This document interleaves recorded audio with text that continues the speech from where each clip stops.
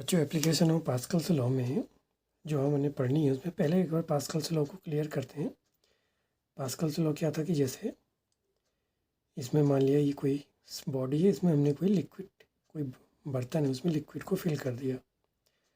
जब हम इस पर प्रेशर अप्लाई करते हैं किसी एक पॉइंट पर, तो पास्कल्स लॉ कहता है कि ये प्रेशर यूनिफॉर्मली इस पूरी बॉडी में डिस्ट्रीब्यूट हो जाएगा, यानी कि इसके हर पॉइंट पर इक्वल प्रेशर अप्लाई होगा और ये यूनिफॉर्मली डिस्ट्रीब्यूट होता है। तो पास्कल्स लॉ ये था कि बॉडी की फ्लूइड के किसी एक पार्ट पर अगर प्रेशर अप्लाई किया जाए तो वो बिना अपने वैल्यू में कोई परिवर्तन के वो पूरे के पूरे सिस्टम पे यूनिफॉर्मली डिस्ट्रीब्यूट हो जाता है। अब इस पर हमारी दो यूजेस हैं पास्कल्स लॉ के। इनमें पहला आता है हाइड्रोलिक लिफ्ट और दूसरा आता है हाइड्रोलिक ब्रेक। तो हाइड्रोलिक लिफ्ट क्या है, इसको ऐसे समझते हैं, प्रेशर जो होता है वो फोर्स अपॉन एरिया पे काम करता है।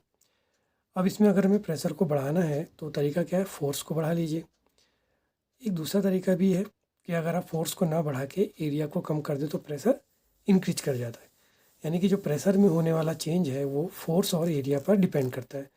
अगर आपका एरिया कम है तो कम फोर्स पर भी प्रेशर काफ़ी ज़्यादा होता है। तो लिफ्ट कैसे काम करती है, लिफ्ट का अर्थ एक्चुअली में है यहाँ पर ये नॉर्मली बड़ी बड़ी इंडस्ट्रीज में सामान को उठाने के काम आता है। तो कैसे फंक्शनिंग है, जैसे मान लिया एक पार्ट ये है और इस पार्ट के ऊपर हमने कोई फोर्स अप्लाई किया और इससे दूसरा पार्ट जुड़ा है, मान लिया ये ज़्यादा चौड़ा पार्ट है, ठीक है, और इसका एरिया A1, यहाँ पर फोर्स हमने ये अप्लाई करा इसके ऊपर से F1। तो यहाँ पर जो प्रेशर पड़ा P1 वो हो गया F1 अपॉन। और ये सेकंड पार्ट है, यहाँ पर आप देख रहे हैं ये एरिया काफ़ी बड़ा है तो दिखने में ही लग रहा है कि A2 is greater than A1। तो अब वही जो फोर्स है उसकी वैल्यू यहाँ पर क्या होगी, सपोज कीजिए कि हमने यहाँ से अप्लाई किया तो ये इस तरह से जाएगा और इसमें बीच में लिक्विड भरा हुआ है। तो जब यहाँ से प्रेशर अप्लाई करेंगे तो पास्कल्स लॉ के अकॉर्डिंग वो प्रेशर कहाँ चला जाएगा, इधर को चला जाएगा, यानी कि यूनिफॉर्मली लिक्विड के थ्रू डिस्ट्रीब्यूट होते हुए इधर आ जाएगा और इसकी वैल्यू में कोई भी चेंज नहीं आएगा। मीनिंग अगर यहाँ पर हमारा प्रेशर P2 है तो वो होगा F2 अपॉन A2 और ये दोनों क्या होंगे आपस में इक्वल, क्योंकि उसकी वैल्यू में कोई परिवर्तन नहीं आना है। तो meaning F1 upon A1 is equal to F2 by A2। तो ये F1 तो हमारा नोन हो गया। इस F2 की वैल्यू को अगर हम फाइंड आउट करें तो ये F2 आता है F1 A2 बाई A1। तो A2 बड़ा है A1 से, तो यहाँ से देखेंगे तो F2 क्या आ जाएगा, F1 से बड़ा।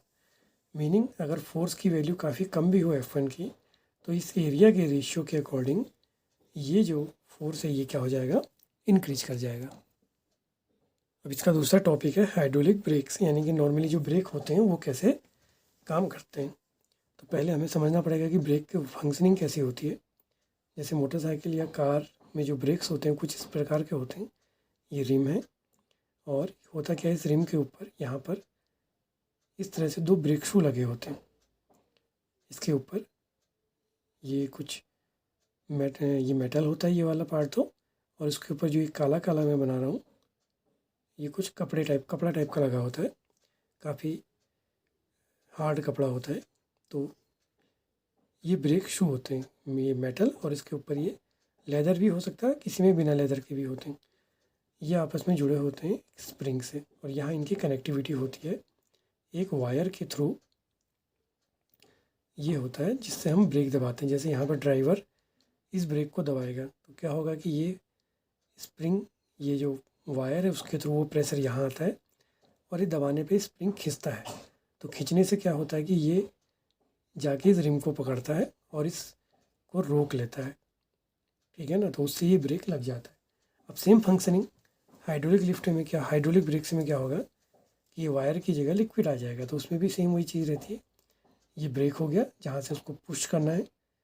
तो अब अंतर क्या होगा इसमें, ये जो पैडल जुड़ा होता है ये यहाँ लिक्विड से जुड़ा होता है। तो लिक्विड ऐसे आता है, इसमें लिक्विड फ्लो हो रहा होगा और यहाँ पर मान लिया ये हमारा टायर हो गया, ये रिम होगी उसकी। तो इसमें क्या होता है, सेम वही फंक्शनिंग। इसी प्रकार से यहाँ पर भी ये मेटेलिक रिम होती है और इसके ऊपर ये ब्रेक जुड़े होते हैं, यहाँ को दोनों ओर को, और ये स्प्रिंग से कनेक्ट होते हैं। अब इसमें अंतर क्या होता है कि ये लिक्विड आया है जैसे, ठीक है, इस लिक्विड के बाद ये लिक्विड ये दो जगह जुड़ा होता है इस तरह से। कंसेप्ट इसकी कुछ इस प्रकार की है।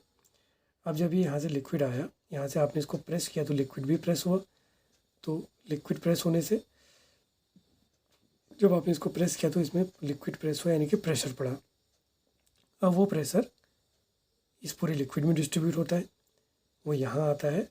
तो उसके थ्रू क्या होता है कि ये जो पिस्टन है इस पर जोर लगाता है इधर की ओर, और ये स्प्रिंग खींचता है और ये जाके इसको पकड़ लेता है। इस तरह से ये लिक्विड या हाइड्रोलिक ब्रेक से काम करते हैं।